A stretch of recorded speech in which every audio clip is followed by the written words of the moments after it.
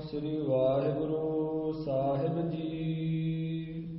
ਚੌਪਈ ਸਵਾਖੋ ਚਾਰ ਉਚਾਰਨ ਕੀਨਸ, ਸੁਨਿਓ ਸਭਨ ਪੁਨ ਧਨ ਗਨ ਦੀਨਸ। ਹਿਮ ਲਾਵਾ ਲੈ ਕਰ ਜਸ ਸਾਜਾ, ਬੀਚ ਬੇਦਕਾ ਉਠਿਓ ਸਮਾਜਾ। ਵਾਹਿਗੁਰੂ ਜੀ ਕਾ ਖਾਲਸਾ ਵਾਹਿਗੁਰੂ ਜੀ ਕੀ ਫਤਿਹ। ਗੁਰੂ ਕੀ ਸਾਜੀ ਨਵਾਜੀ, ਗੁਰੂ ਰੂਪ ਸਾਧ ਸੰਗਤ ਜੀ, ਆਪ ਜੀ ਅਤਿਅੰਤ ਵਡ ਭਾਗੇ ਹੋ। ਮਹਾਰਾਜ ਦੀ ਪਵਿੱਤਰ ਪਾਵਨ ਹਜ਼ੂਰੀ ਵਿੱਚ ਹਾਜ਼ਰੀਆਂ ਭਰ ਕੇ ਗੁਰਬਾਣੀ ਦਾ ਆਨੰਦ ਮਾਣ ਰਹੇ ਸੀ। ਆਓ ਗੁਰ ਇਤਿਹਾਸ ਦੀ ਉਹ ਲੜੀ ਨਾਲ ਜੁੜ ਜਾਈਏ। ਜਦੋਂ ਮਹਾਰਾਜ ਗੁਰੂ ਹਰਗੋਬਿੰਦ ਸਾਹਿਬ ਦੀਆਂ ਲਾਵਾਂ ਪਿੰਡ ਡੱਲੇ ਵਿੱਚ ਬਾਬਾ ਨਰੈਣ ਦਾਸ ਦੀ ਪੁੱਤਰੀ ਮਾਤਾ ਦਮੋਦਰੀ ਜੀ ਦੇ ਨਾਲ ਹੋਈਆਂ ਹਨ, ਸਾਹਿਬ ਗੁਰੂ ਅਰਜਨ ਦੇਵ ਜੀ ਇਸ ਬਰਾਤ ਵਿੱਚ ਆਪ ਸ਼ਾਮਲ ਹਨ ਤੇ ਨਾਲ ਬਾਬਾ ਬੁੱਢਾ ਜੀ, ਭਾਈ ਗੁਰਦਾਸ ਜੀ, ਮਾਮਾ ਮੋਹਰੀ ਜੀ, ਭਾਈ ਸਾਲੋ, ਭਾਈ ਕਲਿਆਣਾ, ਬਾਬਾ ਭਗਤੂ ਜੀ ਵਰਗੇ ਬ੍ਰਹਮ ਗਿਆਨੀ, ਹੋਰ ਵੀ ਬਹੁਤ ਸਾਰੇ ਸਿੱਖ, ਮਾਝੇ, ਮਾਲਵੇ, ਦੁਆਬੇ, ਪੋਠੋਹਾਰ, ਧਰਨੀਕੇ, ਪਲੰਮਾ ਦੇਸ਼, ਨੱਕਾ ਦੇਸ਼, ਲਗਭਗ ਸਾਰੇ ਪਾਸੇ ਦੀਆਂ ਸੰਗਤਾਂ ਜੁੜੀਆਂ ਹੋਈਆਂ ਸਨ।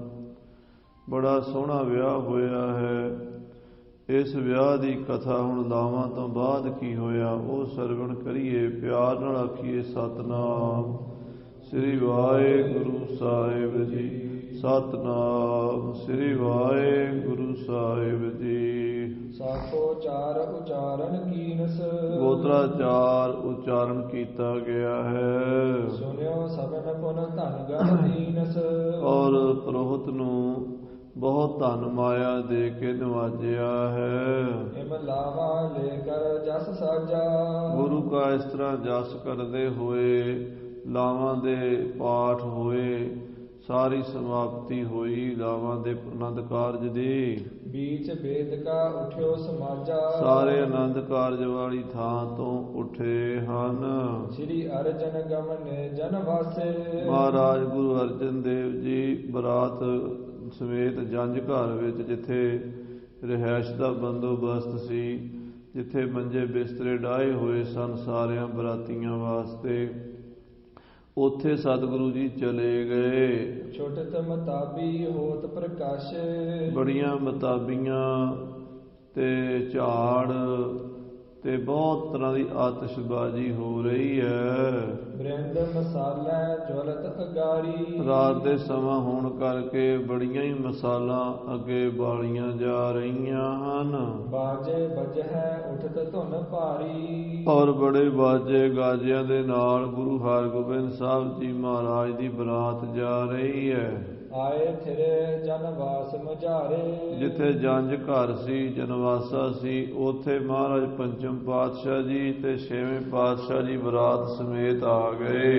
ਤਿਤ ਹਾਰ ਗੁਰ ਬਹੁ ਹਕਾਰੇ, ਫਿਰ ਬਾਬਾ ਨਰੈਣ ਦਾਸ ਜੀ ਨੇ ਦੁਬਾਰਾ ਸੱਦਾ ਭੇਜਿਆ ਵੀ ਗੁਰੂ ਜੀ ਹੁਣ ਲੰਗਰ ਦੀ ਤਿਆਰੀ ਹੈ, ਆ ਕੇ ਲੰਗਰ ਛਕੋ। ਸਕਲ ਬਰਾਤ ਜਾਤ ਹਰ ਖੰਤੀ, ਸਾਰੀ ਬਰਾਤ ਖੁਸ਼ੀ ਦੇ ਨਾਲ ਪ੍ਰਸ਼ਾਦਾ ਛਕਣ ਗਈ ਹੈ। ਆਤਿਸ਼ਬਾਜ਼ੀ ਬ੍ਰਿੰਦ ਛੁਟੰਤੀ, ਬੜੀਆਂ ਆਤਿਸ਼ਬਾਜ਼ੀਆਂ ਹੋ ਰਹੀਆਂ ਨੇ, ਬਹੁਤ ਜ਼ਿਆਦਾ ਮਤਾਬੀਆਂ ਦੇ ਝਾੜ ਜਗਾਏ ਜਾ ਰਹੇ ਨੇ। ਰਾਤ ਦੇ ਸਮੇਂ 'ਚ ਦਿਨ ਵਰਗਾ ਚਾਨਣਾ ਮਤਾਬੀਆਂ ਨਾਲ ਹੋ ਜਾਂਦਾ ਹੈ। ਸੁੰਦਰ ਮੰਦਰ ਅੰਦਰ ਸਾਰੇ, ਸੋਹਣੇ ਮਕਾਨ ਦੇ ਅੰਦਰ ਸਾਦਰ ਕਹਿ ਪੰਥ ਬਿਠਾਰੇ, ਬੜੇ ਸਤਿਕਾਰ ਨਾਲ ਪੰਗਤਾਂ ਦੇ ਵਿੱਚ ਬਿਠਾਇਆ ਗਿਆ ਬਰਾਤੀਆਂ ਨੂੰ। ਬਾਬਾ ਨਰੈਣ ਦਾਸ ਜੀ ਅਤੇ ਉਹਨਾਂ ਦੇ ਪਿੰਡ ਦੀ ਸਾਰੀ ਸੰਗਤ ਹੱਥ ਜੋੜ ਕੇ ਖੜੀ ਹੈ। ਸਾਰਾ ਭਾਈਚਾਰਾ ਬਾਬੇ ਨਰੈਣ ਦਾਸ ਦਾ ਖੜਾ ਹੈ। ਗੁਰੂ ਮਹਾਰਾਜ ਵਾਸਤੇ ਚੌਂਕੀ ਡਾਈ ਗਈ ਹੈ। ਸਤਿਗੁਰਾਂ ਨੂੰ ਚੌਂਕੀ ਤੇ ਬਿਠਾਇਆ ਗਿਆ ਹੈ। ਇਸੇ ਤਰ੍ਹਾਂ ਬਾਕੀ ਮਹਾਂਪੁਰਸ਼ਾਂ ਨੂੰ ਸਤਿਕਾਰ ਦੇ ਨਾਲ ਬਿਠਾਇਆ ਹੈ। ਪੁਨ ਚੌਕੀ ਪਰ ਆਸਨ ਢਾਸਾ, ਬੜੀ ਸੁੰਦਰ ਸੋਹਣੀ ਚੌਂਕੀ ਦੇ ਉੱਤੇ ਆਸਣ ਲਾ ਕੇ ਸਤਿਗੁਰ ਥਿਰੇ ਵਿਸਾਲ ਪ੍ਰਕਾਸ਼ਾ, ਧੰਨ ਗੁਰੂ ਅਰਜਨ ਦੇਵ ਜੀ ਮਹਾਰਾਜ ਬੈਠੇ ਹਨ। ਪਰਸਨ ਹਾਰ ਆਏ ਸਮੁਦਾਏ, ਤੇ ਸਾਧ ਸੰਗਤ ਜੀ ਪਰੋਸਣ ਵਾਲੇ ਜਿਹੜੇ ਹਨ ਉਹ ਥਾਲ ਲੈ ਕੇ ਆ ਗਏ ਹਨ। ਪ੍ਰਸ਼ਾਦਾ ਛਕਾਉਣ ਵਾਲੇ, ਪਰੋਸਣ ਵਾਲੇ ਧਰੇ ਥਾਰ ਸਭ ਕੇ ਅਗਵਾਏ, ਸਾਰਿਆਂ ਦੇ ਹੱਥ ਧਵਾ ਕੇ ਫਿਰ ਅੱਗੇ ਥਾਲ ਰੱਖੇ ਗਏ ਹਨ। ਮੋਦਕ ਖੁਰਮੇ ਨੁਗਦੀ ਘਣੀ, ਲੱਡੂ ਰੱਖੇ ਹਨ, ਖੁਰਮੇ ਰੱਖੇ ਹਨ ਤੇ ਬਹੁਤ ਸਾਰੀ ਨੁਗਦੀ ਰੱਖੀ ਖਾਣ ਵਾਸਤੇ ਥਾਲਾਂ ਦੇ ਵਿੱਚ।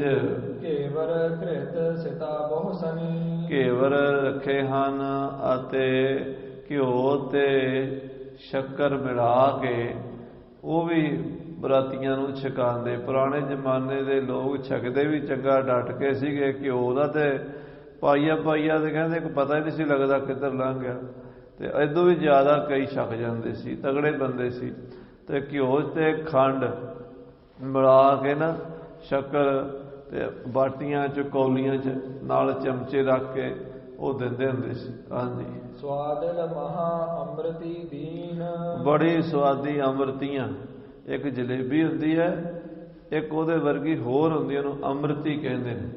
ਬੜੀਆਂ ਸਵਾਦੀ ਅੰਮ੍ਰਿਤੀਆਂ ਪਰੋਸੀਆਂ ਹਨ। ਮੇਵੇ ਬ੍ਰਿੰਦ ਮਿਲਾਉਣੀ ਕੀਨ, ਬੜੇ ਮੇਵੇ ਮਿਲਾ ਕੇ ਵੰਨ-ਸੁਵੰਨੀਆਂ ਮਠਿਆਈਆਂ ਬਾਬਾ ਨਰਾਇਣ ਦਾਸ ਜੀ ਨੇ ਬਣਵਾਈਆਂ ਹੋਈਆਂ, ਉਹ ਮਹਾਰਾਜ ਸਾਹਿਬ ਜੀ ਦੇ ਅਤੇ ਬਰਾਤੀਆਂ ਦੇ ਅੱਗੇ ਪਰੋਸੀਆਂ ਹਨ। ਤੁਰਤ ਪਰੋਸਿਓ ਚਤੁਰ ਵਿਚਾਰੂ, ਸਿਆਣਿਆਂ ਪਰੋਸਣ ਵਾਲਿਆਂ ਨੇ, ਕਿਉਂਕਿ ਸਾਧ ਸੰਗਤ ਜੀ ਲੰਗਰ ਛਕਾਉਣਾ ਵੀ ਇੱਕ ਕਲਾ ਹੁੰਦੀ ਹੈ। ਕਈ ਬੰਦੇ ਨੂੰ ਪਤਾ ਹੀ ਨਹੀਂ ਲੱਗਦਾ ਪ੍ਰਸ਼ਾਦਾ ਛਕਾਉਣਾ, ਹੱਥ ਪਹਿਲਾਂ ਧੁਆਣੇ ਕਿ ਨਹੀਂ ਧੁਆਣੇ, ਥਾਲ ਕਿਵੇਂ ਰੱਖਣਾ ਤੇ ਪਹਿਲਾਂ ਕੀ ਪਾਣਾ ਪਿੱਛੋਂ ਕੀ ਪਾਣਾ, ਇਹ ਸਾਰੀ ਵਿਧੀ ਹੁੰਦੀ ਹੈ, ਤਰੀਕਾ ਹੁੰਦਾ। ਮਹਾਰਾਜ ਸਾਹਿਬ ਜੀ ਦੇ ਲੰਗਰ ਛਕਾਉਣ ਵਾਲੇ ਜਿਹੜੇ ਪਰੋਸਣ ਵਾਲੇ ਹਨ, ਬੜੀ ਸਿਆਣਪ ਦੇ ਨਾਲ, ਬੜੀ ਫੁਰਤੀ ਦੇ ਨਾਲ, ਢਿੱਲ ਵੀ ਨਹੀਂ ਹੋਣੀ ਵੀ ਕੋਈ ਬੰਦਾ ਵਿਚਾਰਾ ਬੈਠਾ ਰਹੇ ਪ੍ਰਸ਼ਾਦਾ ਹੀ ਉਡੀਕੀ ਜਾਵੇ, ਰੋਟੀ ਆਵੇਗੀ ਤੇ ਫਿਰ ਖਾਵਾਂਗੇ। ਇੱਦਾਂ ਨਹੀਂ, ਫੁਰਤੀ ਨਾਲ ਦੇਖਣਾ ਹੈ ਵੀ ਕਿੰਨੀ ਸੰਗਤ ਬੈਠੀ ਹੈ, ਕਿਹੜੇ ਬੰਦੇ ਨੂੰ ਕੀ ਚਾਹੀਦਾ। ਉਹ ਇਹੋ ਜਿਹੇ ਬੜੇ ਫੁਰਤੀਲੇ ਤੇਜ ਤਰਾਰ ਸੇਵਾਦਾਰ ਲੰਗਰ ਵਰਤਾ ਰਹੇ ਨੇ। ਹਾਂਜੀ, ਖਾਣ ਲਗੇ ਬਹੁ ਸਵਾਦ ਆਹਾਰੂ, ਬੜਾ ਸਵਾਦਿਸ਼ਟ ਸੋਹਣਾ ਭੋਜਨ। ਮਹਾਰਾਜ ਪੰਜਵੇਂ ਪਾਤਸ਼ਾਹ, ਮਹਾਰਾਜ ਛੇਵੇਂ ਪਾਤਸ਼ਾਹ, ਬਾਬਾ ਬੁੱਢਾ ਜੀ, ਭਾਈ ਗੁਰਦਾਸ ਜੀ, ਭਾਈ ਬਹਿਲੋ ਜੀ, ਭਾਈ ਸਾਲੋ ਜੀ ਵਰਗੇ ਸਾਰੇ ਮਹਾਂਪੁਰਸ਼ ਬਹਿ ਕੇ ਛਕ ਰਹੇ ਨੇ। ਗਾਰ ਗੇਰ ਕੀਰਤਨ ਕੋ ਗਾਵੇ, ਤੇ ਮਾਈਆਂ ਬੀਬੀਆਂ ਉਹਨਾਂ ਦਿਨਾਂ 'ਚ ਗੀਤ ਗਾਇਆ ਕਰਦੀਆਂ ਸਨ, ਸਿੱਠਣੀਆਂ ਦਿੰਦੀਆਂ ਹਨ। ਸੁੰਦਰ ਰੀਤਨ ਸਭਨ ਸੁਣਾਵੇ, ਤੇ ਸਾਰੇ ਬੜੇ ਖੁਸ਼ ਹੁੰਦੇ ਹਨ। ਬੈਠ ਚਰੋਖਣ ਕਹਿ ਕਹਿ ਨਾਮੂ, ਝਰੋਖਿਆਂ ਵਿੱਚ ਬਹਿ ਬਹਿ ਕਰਕੇ ਮਿਲੀ ਮਨੋਹਰ ਤ੍ਰੀ ਅਬਰਾਮੂ, ਤੇ ਬੀਬੀਆਂ ਬਾਣੀ ਪੜ੍ਹਦੀਆਂ, ਗੁਰਬਾਣੀ ਸਖੀ ਆਨੰਦ ਗਾਵੇ, ਸਾਚੇ ਸਾਹਿਬ ਕੇ ਮਨ ਭਾਵੇ। ਗੁਰੂ ਸਾਹਿਬ ਜੀ ਦਾ, ਗੁਰੂ ਕੀਆਂ ਸੰਗਤਾਂ ਦਾ ਸਵਾਗਤ ਸ਼ਬਦਾਂ ਨਾਲ ਕਰਦੇ ਹਨ। ਸੁਨਤ ਮੁਦਤ ਗੁਰ ਸਹਿਤ ਸਮਾਜਾ, ਸਤਿਗੁਰੂ ਪਾਤਸ਼ਾਹ ਜੀ ਸਾਰੀਆਂ ਸੰਗਤਾਂ ਬਰਾਤੀ ਸੁਣ ਕੇ ਖੁਸ਼ ਹੋ ਰਹੇ ਹਨ। ਸਮੈ ਉਛਾਹ ਵਿਸਾਲ ਬਿਰਾਜਾ, ਵਿਆਹ ਦਾ ਸਮਾਂ ਬੜਾ ਹੀ ਸੋਹਣਾ ਫੱਬਿਆ ਹੋਇਆ, ਸਾਰਿਆਂ ਦੇ ਮਨ 'ਚ ਖੁਸ਼ੀ ਹੈ। ਕੋਈ ਵੀ ਇਨਸਾਨ ਉੱਥੇ ਜਿਹੜਾ ਵੀ ਦਰਸ਼ਨ ਕਰ ਰਿਹਾ ਹੈ, ਨਿਹਾਲ ਹੋਣੋਂ ਬਚਿਆ ਨਹੀਂ, ਨਿਹਾਲ ਹੀ ਨਿਹਾਲ ਹੋ ਗਏ, ਆਨੰਦ ਹੀ ਆਨੰਦ ਬਣ ਗਿਆ। ਧੰਨ ਗੁਰੂ ਹਰਗੋਬਿੰਦ ਸਾਹਿਬ ਜੀ ਦੇ ਆਨੰਦ ਕਾਰਜ ਦਾ ਐਸਾ ਨਜ਼ਾਰਾ ਹੈ। ਹਾਂਜੀ, ਸੁਣ ਸੁਣ ਪਿਖ ਪਿਖ ਦੋਹ ਦਿਸ਼ ਹਰਖ ਹੈ, ਵੇਖ ਵੇਖ ਕੇ, ਸੁਣ ਸੁਣ ਕੇ ਦੋਵੇਂ ਪਾਸਿਆਂ ਤੋਂ, ਜਾਂਜੀ ਵੀ ਤੇ ਮਾਂਜੀ ਵੀ। ਜਾਂਜੀ ਕਹਿੰਦੇ ਬਰਾਤੀਆਂ ਨੂੰ, ਲੜਕੇ ਵਾਲਿਆਂ ਨੂੰ, ਮਾਂਜੀ ਕਹਿੰਦੇ ਲੜਕੀ ਵਾਲਿਆਂ ਨੂੰ।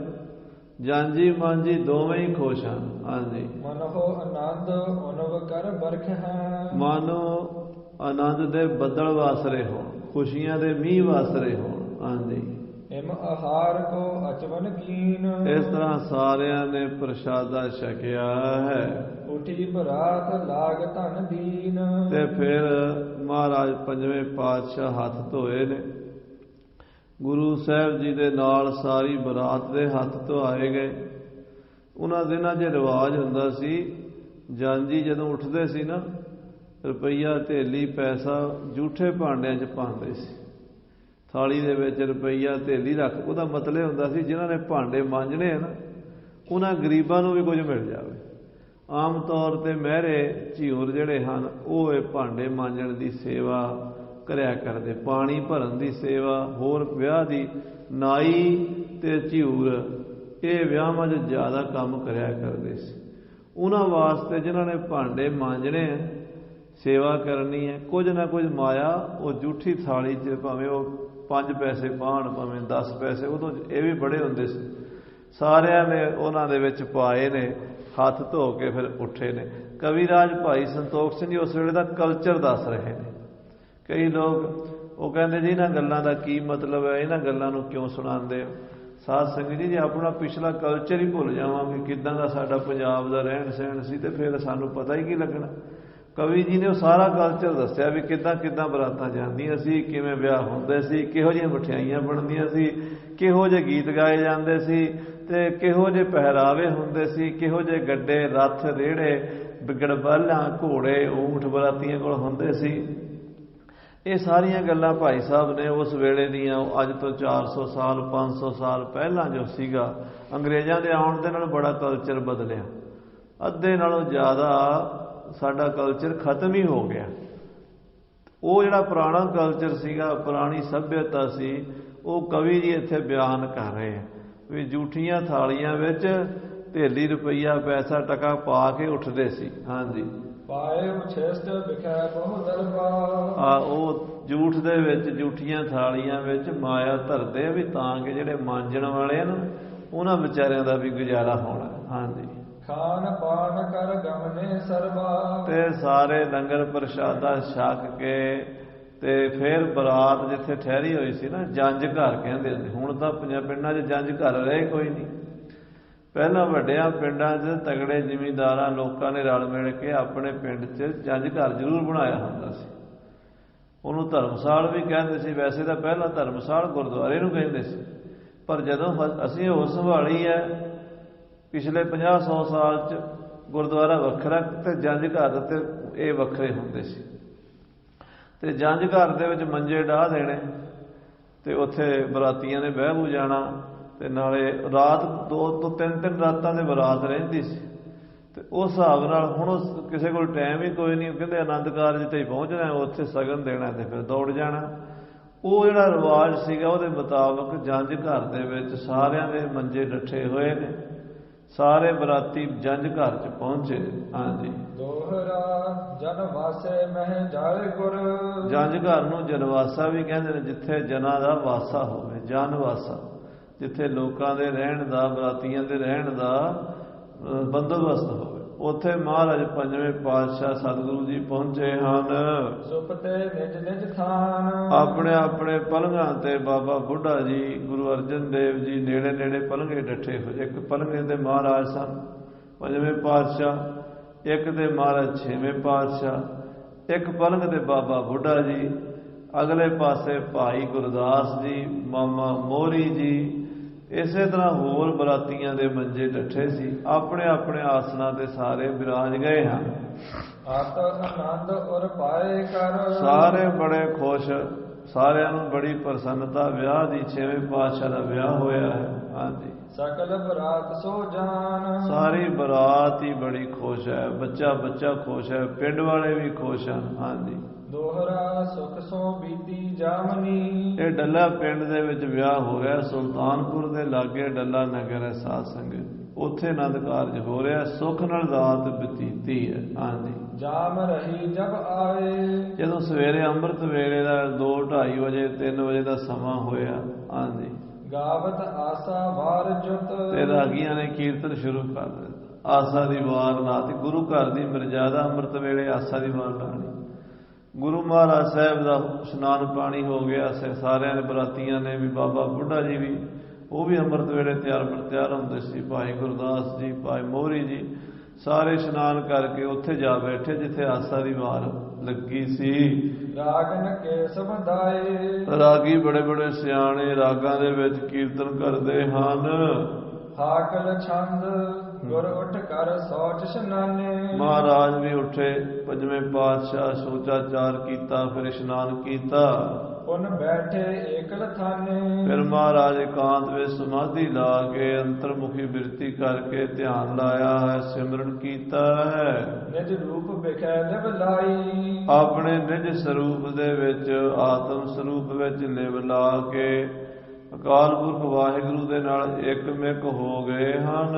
ਮਨ ਥਿਰਿਓ ਸਮਾਧ ਲਗਾਈ ਮਨ ਸਾਹਿਬ ਅਕਾਲ ਪੁਰਖ ਦੇ ਸਰੂਪ ਵਿੱਚ ਟਿਕਿਆ ਹੈ, ਅਸੀਂ ਸਮਾਧੀ ਲੱਗੀ ਹੈ।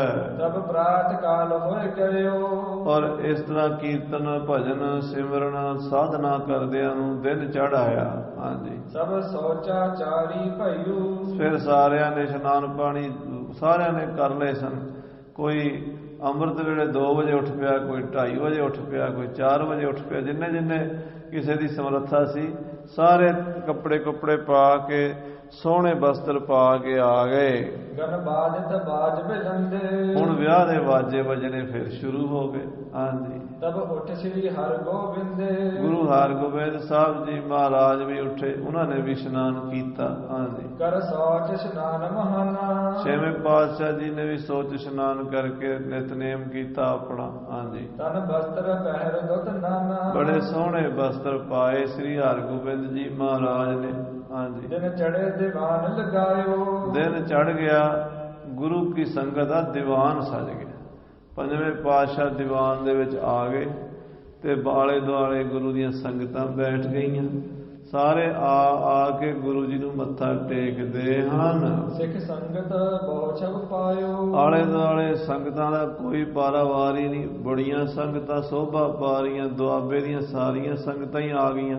ਹਾਂਜੀ, ਥਿਤ ਬ੍ਰਿੰਦ ਮਸੰਦ ਮਝਾਰੇ ਆਲੇ ਦੁਆਲੇ ਗੁਰੂ ਕੇ ਮਸੰਦ ਬੈਠੇ ਨੇ, ਬੜੇ ਕਮਾਈਆਂ ਵਾਲੇ। ਮਸੰਦ ਸ਼ਬਦ ਬਾਅਦ ਵਿੱਚ ਬਦਨਾਮ ਹੋ ਗਿਆ, ਪਹਿਲਾਂ ਮਸੰਦ ਸ਼ਬਦ ਦਾ ਬੜਾ ਹੀ ਆਦਰ ਸਤਿਕਾਰ ਹੁੰਦਾ ਸੀ। ਗੁਰੂ ਘਰ ਦੇ ਮੁਖੀ ਮਸੰਦ ਜਿਹੜੇ ਪ੍ਰਬੰਧਕ ਹਨ, ਗੁਰੂ ਘਰ ਦੇ ਗੱਦੀਦਾਰ ਹਨ, ਉਹ ਬੈਠੇ ਹਨ। ਗਣ ਧਣੀ ਤਹਾਂ ਪਰਵਾਰੇ ਬੜੇ ਧਨੀ ਮਾਇਆ ਵਾਲੇ ਵੱਡੇ ਵੱਡੇ ਪਰਿਵਾਰ ਆਲੇ ਦੁਆਲੇ ਗੁਰੂ ਜੀ ਦੇ ਬੈਠੇ ਹਨ। ਬ੍ਰਿਧ ਸਾਲੋ ਅਰ ਗੁਰਦਾਸੂ ਬ੍ਰਹਮ ਗਿਆਨੀ ਬਾਬਾ ਬੁੱਢਾ ਜੀ ਦੇ ਭਾਈ ਸਾਲੋ ਜੀ ਤੇ ਭਾਈ ਗੁਰਦਾਸ ਜੀ ਬੈਠੇ ਹਨ। ਕਲਿਆਣ ਆਦ ਸਭ ਪਾਸੂ ਭਾਈ ਕਲਿਆਣੇ ਵਰਗੇ ਬਹੁਤ ਸਾਰੇ ਸਿੱਖ ਕੋਲ ਬੈਠੇ ਹਨ। ਚਿਤ ਮਹਾਦੇਵ ਗੁਰ ਤੀਰਾ ਗੁਰੂ ਅਰਜਨ ਦੇਵ ਜੀ ਦੇ ਵੱਡੇ ਭਰਾ ਬਾਬਾ ਮਹਾਦੇਵ ਜੀ ਕੋਲ ਬੈਠੇ ਹਨ। ਜਿਮ ਪੂਜਿਤ ਭਾਗਤ ਧੀਰਾ ਜਿਸ ਤਰ੍ਹਾਂ ਆਪਸ ਵਿੱਚ ਬਚਨ ਵਿਲਾਸ ਕਰਦੇ, ਇੱਕ ਦੂਜੀ ਦਾ ਸਵਾਲ ਜਵਾਬ ਕਰਦੇ ਹਨ, ਗੱਲਾਂ ਬਾਤਾਂ ਹੁੰਦੀਆਂ ਹਨ। ਤਬ ਡੱਲੇ ਗ੍ਰਾਮ ਮਝਾਰੀ ਡੱਲੇ ਪਿੰਡ ਦੇ ਵਿੱਚ ਖਬਰ ਪਹੁੰਚ ਗਈ ਵੀ ਦੀਵਾਨ ਸਜ ਗਿਆ ਭਾਈ, ਸਾਰੀਆਂ ਸੰਗਤਾਂ ਆ ਕੇ ਦਰਸ਼ਨ ਕਰ ਲੋ। ਸਿੱਖ ਸੰਗਤ ਬਸਹਿ ਸੋ ਸਾਰੀ ਡੱਲੇ ਪਿੰਡ 'ਚ ਗੁਰੂ ਅਮਰਦਾਸ ਦੇ ਸਮੇਂ 72 ਬ੍ਰਹਮ ਗਿਆਨੀ ਹੋਏ। ਉਹਨਾਂ ਬ੍ਰਹਮ ਗਿਆਨੀਆਂ ਦੀ ਇੱਥੇ ਅੰਸ਼ ਬੰਸ ਹੈ। 72 ਬ੍ਰਹਮ ਗਿਆਨੀ ਹੋਏ ਨੇ ਡੱਲੇ ਪਿੰਡ। ਭਾਈ ਪਾਰੋ ਜੀ ਵੱਡੇ ਹੋਏ ਨੇ ਸਾਰਿਆਂ ਤੋਂ, ਭਾਈ ਲਾਲੋ ਜੀ, ਇੱਕ ਲਾਲੋ ਗੁਰੂ ਨਾਨਕ ਦੇਵ ਜੀ ਦੇ ਸਮੇਂ ਅਹਿਮਦਾਬਾਦ ਦੇ ਹੋਏ ਨੇ, ਇੱਕ ਭਾਈ ਲਾਲੋ ਜੀ ਡੱਲੇ ਪਿੰਡ ਦੇ ਵੀ ਹੋਏ, ਜਿਹਨਾਂ ਤਈਆ ਤਾਪ ਕੈਦ ਕਰਕੇ ਗੁਰੂ ਸਾਹਿਬ ਤੋਂ ਕੈਦ ਚੋਂ ਛੁਡਵਾਇਆ ਸੀਗਾ।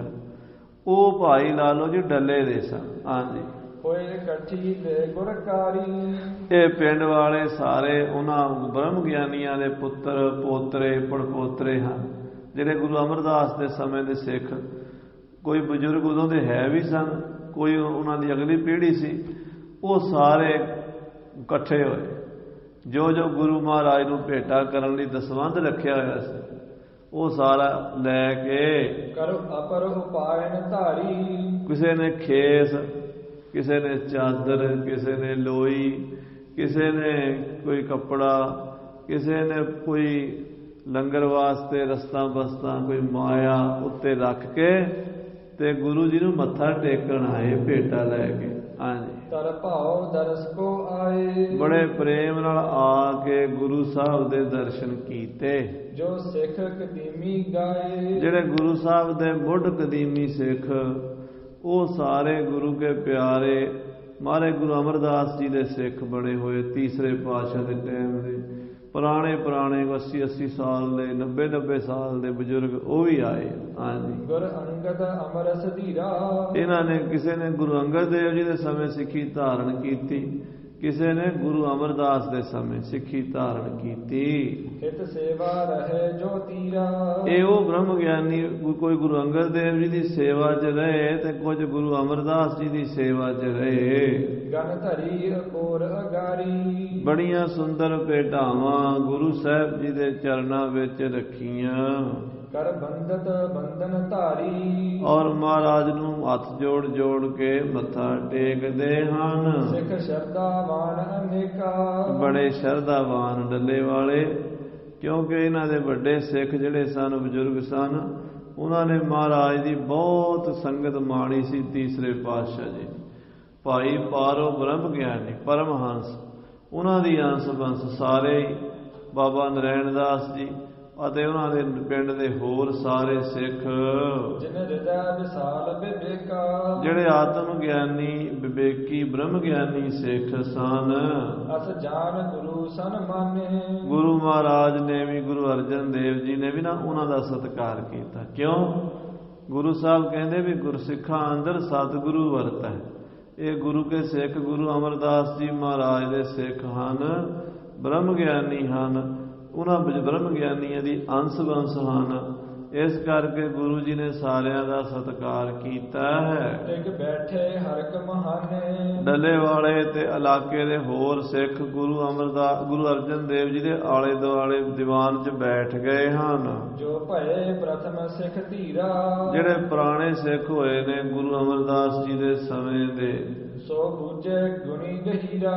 ਗੁਰੂ ਜੀ ਨੇ ਉਹਨਾਂ ਪੁਰਾਣੇ ਸਿੱਖਾਂ ਨੂੰ ਪੁੱਛਿਆ, ਗੁਰੂ ਅਰਜਨ ਦੇਵ ਜੀ ਕਹਿੰਦੇ ਜੀ ਤੁਸੀਂ ਮਹਾਰਾਜ ਗੁਰੂ ਅਮਰਦਾਸ ਜੀ ਦੀ ਸੰਗਤ ਕੀਤੀ ਹੈ, ਤੁਸੀਂ ਸਾਹਿਬ ਸ੍ਰੀ ਗੁਰੂ ਅੰਗਦ ਦੇਵ ਜੀ ਦੀ ਸੰਗਤ ਕੀਤੀ ਹੈ, ਸਾਨੂੰ ਉਹਨਾਂ ਦੇ ਬਚਨ ਸੁਣਾਓ। ਦੇਖੋ ਗੁਰੂ ਵੀ ਗੁਰੂ ਦੀਆਂ ਗੱਲਾਂ ਸੁਣਦਾ। ਆਖੋ ਸਤਿਨਾਮ ਸ੍ਰੀ ਵਾਹਿਗੁਰੂ। ਇਹ ਭਾਵਨਾ ਤੇ ਸ਼ਰਧਾ ਤੇ ਪਿਆਰ ਦੀਆਂ ਗੱਲਾਂ ਖਾਲਸਾ ਜੀ।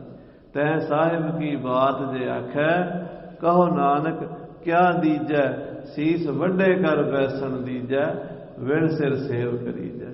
ਮਹਾਰਾਜ ਸਾਹਿਬ ਕਹਿੰਦੇ ਤੁਸੀਂ ਮਹਾਰਾਜ ਦੇ ਵੱਡਿਆਂ ਦੇ, ਮਹਾਰਾਜ ਦੂਸਰੇ ਪਾਤਸ਼ਾਹ ਜੀ ਦੇ, ਤੀਸਰੇ ਪਾਤਸ਼ਾਹ ਦੇ ਦਰਸ਼ਨ ਕੀਤੇ। ਹੋ ਸਕਦਾ ਤੁਹਾਡੇ ਚੋਂ ਕਿਸੇ ਨੇ ਗੁਰੂ ਨਾਨਕ ਸਾਹਿਬ ਦੇ ਵੀ ਦਰਸ਼ਨ ਕੀਤੇ ਹੋਣ। ਬਜ਼ੁਰਗ ਸਨ 80 90 ਸਾਲਾਂ ਦੇ। ਉਹਨਾਂ ਗੁਰਸਿੱਖਾਂ ਨੂੰ ਪੁੱਛਦੇ ਮਹਾਰਾਜ, ਕਹਿੰਦੇ ਵੱਡੇ ਗੁਰੂਆਂ ਦਾ ਕੋਈ ਬਚਨ ਸੁਣਾਓ ਸਾਨੂੰ। ਹਾਂਜੀ, ਕੋ ਭਇਓ ਮਹਿਦ ਗੁਰ ਪਿਆਰੋ, ਤੁਹਾਡੇ ਪਿੰਡ 'ਚ ਕਿਹੜੇ ਕਿਹੜੇ ਮਹਾਂਪੁਰਸ਼ ਹੋਏ ਨੇ, ਸਾਨੂੰ ਨਾਂ ਦੱਸੋ ਉਹਨਾਂ ਦੇ। ਹਾਂਜੀ, ਸੋ ਹਮਰੇ ਪਾਸ ਉਚਾਰੋ, ਸਾਡੇ ਕੋਲ ਉਚਾਰਨ ਕਰਕੇ ਦੱਸੋ। ਉਹਨਾਂ ਦੇ ਬਜ਼ੁਰਗਾਂ ਦੇ ਨਾਂ ਲੈਣ ਨਾਲ ਹੀ ਮਨ ਪਵਿੱਤਰ ਹੋ ਜਾਂਦਾ। ਹਾਂਜੀ, ਸੁਣ ਸਿੱਖਣ ਜੋਰੇ ਹੱਥਾ, ਡੱਲੇ ਵਾਲੇ ਸਿੱਖਾਂ ਨੇ ਹੱਥ ਜੋੜ ਕੇ ਬੇਨਤੀ ਕੀਤੀ, ਇਸ ਗ੍ਰਾਮ ਦਾਸ ਗੰਗਨਾਥਾ, ਹੇ ਸੱਚੇ ਪਾਤਸ਼ਾਹ ਇਸ ਪਿੰਡ ਤੇ ਤੁਹਾਡੀ ਬੜੀ ਕਿਰਪਾ ਰਹੀ। ਗੁਰੂ ਅਮਰਦਾਸ ਜੀ ਦੇ ਸਮੇਂ 72 ਮਹਾਂਪੁਰਸ਼ ਬ੍ਰਹਮ ਗਿਆਨੀ ਇਸ ਪਿੰਡ 'ਚ ਹੋਏ ਨੇ। ਭਾਈ ਗੁਰਦਾਸ ਜੀ ਨੇ 11ਵੀਂ ਵਾਰ ਦੇ ਵਿੱਚ ਡੱਲੇ ਦੀ ਸੰਗਤ ਦਾ ਸਾਰਾ ਹੀ ਜ਼ਿਕਰ ਕੀਤਾ ਤੇ ਨਾਲ ਪੂਰੀ ਪੌੜੀ ਲਿਖੀ ਹੈ ਤੇ ਨਾਲ ਲਿਖਿਆ ਡੱਲੇ ਵਾਸੀ ਸੰਗਤ ਭਾਰੀ, ਭਾਈ ਪਾਰੋ ਪਰਮਹੰਸ ਪੂਰੇ ਸਤਿਗੁਰ ਕਿਰਪਾ ਧਾਰੀ। ਇਹੋ ਜਿਹੇ ਇੱਥੇ ਦੇ ਮਹਾਂਪੁਰਸ਼ ਹੋਏ ਨੇ। ਭਾ ਲਾਲੋ ਭਾਈ ਧੀਰਾ, ਇੱਥੇ ਭਾਈ ਲਾਲੋ ਜੀ ਹੋਏ ਨੇ ਜਿਹੜੇ ਸਤਿਗੁਰੂ ਜੀ ਦੇ ਗੁਰੂ ਅਮਰਦਾਸ ਸਾਹਿਬ ਜੀ ਦੇ ਕੋਲੋਂ ਤਈਏ ਨੂੰ ਛੁਡਾ ਕੇ ਲਿਆਏ ਸਨ ਤੇ ਫਿਰ ਉਹਨਾਂ ਨੇ ਤਈਏ ਤੋਂ ਬਚਨ ਲੈ ਲਿਆ ਵੀ ਜਿਹੜਾ ਸਾਡੀ ਸਾਖੀ ਗੁਰੂ ਸਾਹਿਬ ਦੀ ਸੁਣਾਏਗਾ ਉਹਨੂੰ ਮੈਂ ਛੱਡ ਜਾਵਾਂਗਾ। ਸਾਧ ਸੰਗਤ ਜੀ ਇਹ ਗੱਲ ਭਾਈ ਮਨੀ ਸਿੰਘ ਜੀ ਹੋਰਾਂ ਨੇ ਵੀ ਲਿਖੀ ਹੈ ਤੇ ਦਾਸ ਨੇ ਵੀ ਪ੍ਰੈਕਟੀਕਲ ਕੀਤਾ ਵੀ ਜਦੋਂ ਉਹ ਸਾਖੀ ਸੁਣਾਣੀ ਤੇ ਹੁਣ ਤੇ ਨਾ ਕੋਈ ਸੁਣਾਉਂਦਾ ਨਾ ਕੋਈ ਸੁਣਦਾ। ਇਹਨਾਂ ਗੱਲਾਂ ਨੂੰ ਬਾਹਮਣਵਾਦ ਕਹਿ ਦਿੰਦੇ ਆ। ਕੋਈ ਚੰਗੀ ਚੀਜ਼ ਆ ਉਹ ਚੁੱਕ ਕੇ ਬਾਹਮਣਾਂ ਦੇ ਵਿਹੜੇ ਸੁੱਟ ਦਿਓ ਤੇ ਆਪਣੇ ਘਰ ਕੁਝ ਵੀ ਨਹੀਂ ਰੱਖਣਾ ਸੀ। ਉਹ ਸਾਖੀ ਸੁਣਨ ਨਾਲ ਤਈਆ ਤਾਪ ਦੌੜ ਜਾਂਦਾ ਸੀ। ਇਹ ਬਚਨ ਅਸੀਂ ਆਪ ਪਤਿਆਏ ਕਈ ਵਾਰੀ, ਇੱਕ ਵਾਰੀ ਨਹੀਂ 20 ਵਾਰੀ। ਜਦੋਂ ਬੁਖਾਰ ਹੋਣਾ ਇਹ ਗੁਰੂ ਅਮਰਦਾਸ ਸਾਹਿਬ ਦਾ ਨਾਂ ਹੀ ਆਉਣਾ ਤੇ ਤਈਏ ਨੇ ਛੱਡ ਜਾਣਾ। ਇਹ ਸੱਚੇ ਪਾਤਸ਼ਾਹ ਭਾਈ ਲਾਲੋ ਜੀ ਗੁਰੂ ਸਾਹਿਬ ਦੇ ਬ੍ਰਹਮ ਗਿਆਨੀ ਸਿੱਖ ਸਨ। ਉਹਨਾਂ ਨੇ ਇਹਨੂੰ ਸਾਖੀ ਲਾਲੋ ਵਾਲੀ ਵੀ ਕਹਿੰਦੇ ਸੀ, ਭਾਈ ਤਈਏ ਲਾਲੋ ਦੀ ਸਾਖੀ ਤਈਏ ਤਾਪ ਵਾਲੀ, ਇਹ ਗੁਟਕਿਆਂ ਵਿੱਚ ਵੀ ਛਪੀ ਹੁੰਦੀ ਸੀ। ਸੋ ਐਸੇ ਸਤਿਗੁਰੂ ਦੇ ਸਿੱਖ ਹੋਏ ਹਨ ਗੁਰ ਸਿੱਖੀ ਕੇ ਭਰਪੂਰਾ, ਜਿਨ੍ਹਾਂ 'ਚ ਗੁਰਸਿੱਖੀ ਦੇ ਬੜੇ ਗੁਣ ਭਰੇ ਹੋਏ ਸਨ। ਜਪ ਤਪ, ਗੁਰੂ ਮਹਾਰਾਜ ਦੇ ਪਿਆਰੇ, ਅੰਮ੍ਰਿਤ ਵੇਲੇ ਨੂੰ ਸੰਭਾਲਣ ਵਾਲੇ, ਪਰਉਪਕਾਰੀ, ਦਾਨੀ ਕਰਨੀ ਵਾਲੇ ਸਿੱਖ ਸਨ ਉਹ। ਹਾਂਜੀ, ਜੋ ਰਾਵਰ ਬਖਸ਼ਿਸ਼ ਕੀਨੀ, ਹੇ ਸਤਿਗੁਰੂ ਜੀ ਆਪ ਦੀਆਂ ਬਖਸ਼ਾਂ ਸਨ। ਪਿੰਡ ਵਾਲੇ ਕਹਿੰਦੇ ਜੀ ਤੁਹਾਡੀ ਸਾਡੇ ਪਿੰਡ ਤੇ ਬੜੀ ਕਿਰਪਾ ਰਹੀ, ਵੱਡਿਆਂ ਗੁਰੂਆਂ ਤੋਂ ਰਹੀ ਹੈ। ਹਾਂਜੀ, ਸਿੱਖ ਬਹਿਲੋ ਹਿਤ ਕਰ ਲੀਨੀ, ਭਾਈ ਬਹਿਲੋ ਸਾਹਿਬ ਜੀ ਨੇ ਬਖਸ਼ਿਸ਼ ਲਈ ਸੀ ਜਿਹੜੀ। ਭਾਈ ਬਹਿਲੋ ਜੀ ਮਾਲਵੇ ਦੇ ਸਨ, ਮਾਨਸੇ ਦੇ ਇਲਾਕੇ ਫਫੜੇ ਭਾਈ ਕੇ ਉੱਥੋਂ ਦੇ ਗੁਰਮੁਖ ਹੋਏ ਬ੍ਰਹਮ ਗਿਆਨੀ। ਪਹਿਲਾਂ ਉਹ ਮੰਨਦੇ ਸੀ ਲਾਲਾਂ ਵਾਲੇ ਨੂੰ, ਲਾਲਾਂ ਵਾਲੇ ਦੇ ਪੁਜਾਰੀ ਸੀਗੇ। ਗੁਰੂ ਸਾਹਿਬ ਨੇ ਸੁਨੇਹਾ ਭੇਜਿਆ ਵੀ ਉਹਨੂੰ ਕਹੋ ਸਾਡੇ ਕੋਲ ਆਵੇ। ਤੇ ਜਦੋਂ ਸਿੱਖ ਗਿਆ ਤੇ ਉਹਨੇ ਕਿਹਾ ਗੁਰੂ ਅਰਜਨ ਦੇਵ ਜੀ ਬੁਲਾਉਂਦੇ। ਬਹਿਲੋ ਕਹਿੰਦਾ ਮੈਂ ਤੇ ਜਾਣਦਾ ਹੀ ਨਹੀਂ ਗੁਰੂ ਅਰਜਨ ਦੇਵ ਜੀ ਕੌਣ ਨੇ। ਵਾਪਸ ਆ ਗਿਆ ਸੀ। ਮਹਾਰਾਜ ਨੇ ਫਿਰ ਉਹਨਾਂ ਪਿਛਲੇ ਜਨਮ ਦੀ ਸਾਰੀ ਗੱਲ ਦੱਸੀ। ਉਹਨਾਂ ਜਾਗ ਨੂੰ ਪਿਛਲੇ ਜਨਮ ਦੀ ਸੁਣਾ। ਜਦੋਂ ਪਿਛਲੇ ਜਨਮ ਦੀ ਸੁਣਾਈ ਉਹ ਯਾਦ ਆ ਗਈ, ਸਿਮਰਤੀ ਬਣ ਗਈ। ਛੱਡ ਕੇ ਆਪਣੀ ਸਾਰੀ ਲਾਲਾਂ ਵਾਲੇ ਦੀ ਪੂਜਾ ਪ੍ਰਤਿਸ਼ਠਾ, ਗੁਰੂ ਅਰਜਨ ਸਾਹਿਬ ਦੇ ਸਿੱਖ ਬਣੇ। ਸ੍ਰੀ ਅੰਮ੍ਰਿਤਸਰ ਸਰੋਵਰ ਦੀ ਸੇਵਾ 'ਚ ਤਨ ਮਨ ਧਨ ਕਰਕੇ ਹਾਜ਼ਰੀਆਂ ਭਰੀਆਂ। ਇਹੋ ਭਾਈ ਬਹਿਲੋ ਨੂੰ ਗੁਰੂ ਸਾਹਿਬ ਜੀ ਨੇ ਸਾਰੀ ਗੁਪਤ ਸ਼ਕਤੀਆਂ ਦਿੱਤੀਆਂ ਸਨ। ਹਾਂਜੀ, ਸ੍ਰੀ ਅਮਰਦਾਸ ਸਭ ਸੋਈ, ਗੁਰੂ ਅਮਰਦਾਸ ਸਾਹਿਬ ਜੀ ਨੇ ਪਹਿਲਾਂ ਉਹ ਸ਼ਕਤੀਆਂ ਲਾਲੋ ਨੂੰ ਦਿੱਤੀਆਂ। ਪੰਜਵੇਂ ਪਾਤਸ਼ਾਹ ਆਪ ਜੀ ਨੇ ਉਹ ਭਾਈ ਬਹਿਲੋ ਨੂੰ ਦੇ ਦਿੱਤੀਆਂ। ਲਾਲੋ ਡੱਲੇ ਦੇ ਰਹਿਣ ਵਾਲੇ ਸੀ, ਬਹਿਲੋ ਦੁਆਬੇ ਦੇ, ਵਾਹਿਗੁਰੂ ਮਾਲਵੇ ਦੇ ਰਹਿਣ ਵਾਲੇ ਫਫੜੇ ਭਾਈ ਕੇ। ਹਾਂਜੀ, ਤਿਗ ਲਾਲੋ ਕੇ ਦੇਈ ਜੋਈ, ਜੋ ਗੁਰੂ ਅਮਰਦਾਸ ਜੀ ਨੇ ਭਾਈ ਲਾਲੋ ਨੂੰ ਗੁਪਤ ਸ਼ਕਤੀਆਂ ਦਿੱਤੀਆਂ ਸਨ, ਉਹ ਆਪ ਜੀ ਨੇ ਭਾਈ ਬਹਿਲੋ ਨੂੰ ਦੇ ਦਿੱਤੀਆਂ। ਸੋ ਇਹ ਕਥਾ ਸਾਧ ਸੰਗਤ ਜੀ ਅੱਗੇ ਆਪਾਂ ਸਰਵਣ ਕਰਾਂਗੇ। ਡੱਲੇ ਦੀ ਸੰਗਤ ਬੇਨਤੀ ਕਰੇਗੀ ਵੀ ਮਹਾਰਾਜ ਤੁਸੀਂ ਆਏ ਹੋ ਸਾਡੇ ਪਿੰਡ, ਕੋਈ ਪੱਕੀ ਨਿਸ਼ਾਨੀ ਕਾਇਮ ਕਰ ਦਿਓ ਜਿਹੜੀ ਰਹਿੰਦੀ ਦੁਨੀਆ ਤੱਕ ਤੁਹਾਡੀ ਯਾਦ ਬਣੀ ਰਵੇ ਵੀ ਇੱਥੇ ਗੁਰੂ ਸਾਹਿਬ ਆਏ ਸਨ। ਤਾਂ ਮਹਾਰਾਜ ਸਾਹਿਬ ਜੀ ਪਰਉਪਕਾਰੀ ਪੰਜਵੇਂ ਪਾਤਸ਼ਾਹ ਬਾਬਾ ਬੁੱਢਾ ਜੀ ਨਾਲ ਸਲਾਹ ਕਰਕੇ ਆਪਣੇ ਕਰ ਕਮਲਾਂ ਦੇ ਨਾਲ ਸ੍ਰੀ ਬੌਲੀ ਸਾਹਿਬ ਜੀ ਡੱਲੇ ਵਿੱਚ ਕਾਇਮ ਕੀਤੀ ਹੈ, ਜਿਹਦੀਆਂ 72 ਪੌੜੀਆਂ ਹਨ। 72 ਬ੍ਰਹਮ ਗਿਆਨੀਆਂ ਮਹਾਂਪੁਰਸ਼ਾਂ ਦੀ ਯਾਦ ਵਿੱਚ ਉਹ ਸਤਿਗੁਰੂ ਪਾਤਸ਼ਾਹ ਜੀ ਨੇ ਬਣਾਈ, ਗੁਰੂ ਅਰਜਨ ਦੇਵ ਜੀ। ਸੋ ਅੱਗੇ ਕਥਾ ਸਰਵਣ ਕਰਾਂਗੇ।